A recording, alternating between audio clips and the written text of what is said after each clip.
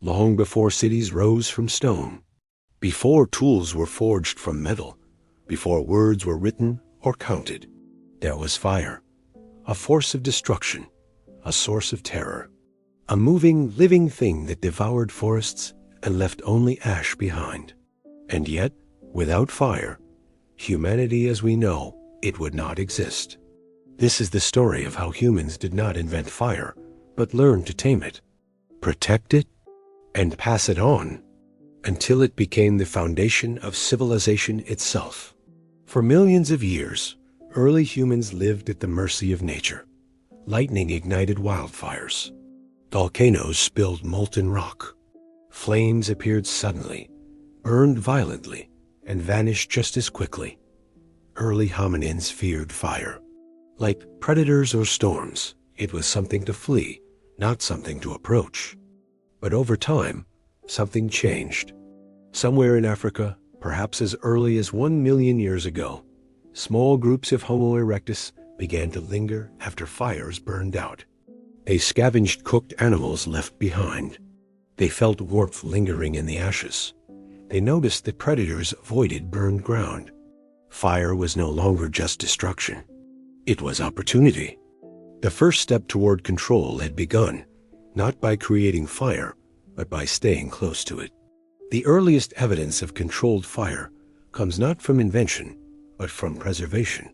Archaeological sites like Wonderwork Cave in South Africa suggest that early humans carried embers into sheltered spaces nearly 1 million years ago.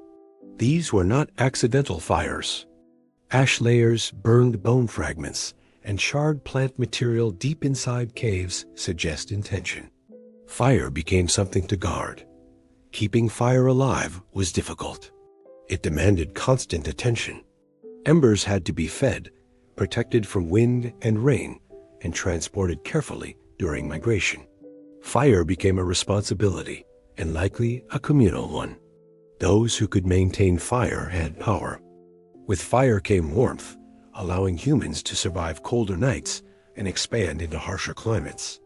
This may have been the key that allowed Homo erectus and later Homo sapiens to leave Africa and spread across Eurasia. But fire's greatest gift came through food. Cooking transformed the human diet. Raw meat and tough plants became softer, safer, and easier to digest. Cooking killed parasites and bacteria. It increased calorie absorption, reducing the energy required for digestion. Over thousands of generations, this change reshaped the human body. Teeth became smaller, jaws weakened, guts shortened. Energy once spent chewing and digesting was redirected, most importantly, to the brain. Fire did not just feed humans, it built them.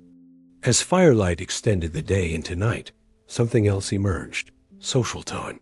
Humans gathered around flames. They shared food, they rested, they communicated. This was likely where storytelling was born. Firelight created a circle, a boundary between darkness and safety. Within that circle, early humans formed bonds, taught skills, and passed down memory. Fire became culture. Eventually, humans moved from preserving fire to creating it. The exact moment is lost to time, but by at least 400,000 years ago, humans had learned how to generate sparks using friction or stone. Striking flint, drilling wood, or grinding sticks together turned fire from a gift into a tool. This was a psychological revolution. For the first time, humans could summon a natural force at will. Fire hardened wooden spear tips. It shaped stone tools. It cleared land. It controlled animals. It marked territory. Fire also changed how humans understood the world. Flames became symbols of life, death, rebirth, and power. Many ancient myths across cultures describe fire as divine, stolen, or gifted by gods. These myths echo a deep memory. Fire was never ordinary. As human societies grew more complex, fire followed them. Hearths became permanent. Settlements formed around reliable flame. Fire became central to ritual, cooking, protection, and identity. By the time agriculture emerged, Fire was already ancient. Fire control set humanity on an irreversible path. Without fire, there is no metallurgy, no pottery, no glass, no engines, no electricity, no industry. Every technological revolution, from bronze to steam to silicon, traces back to that first controlled flame. Fire shaped human biology, geography, and psychology. It allowed humans to dominate environments no other primate could survive in. It also introduced danger. Burns, smoke inhalation, deforestation, and later, pollution and climate change are the long shadows cast by fire's power. Fire gave humans control, but demanded responsibility. Today, fire is everywhere, hidden inside engines, power plants, and electrical grids. We rarely see it directly, but every light we turn on, every meal we cook, every city that glows at night, exists because, long ago, a small group of humans chose not to run from the flames. They stayed, they watched, they learned. Fire did not make us human overnight, but without it, we never would have become what we are.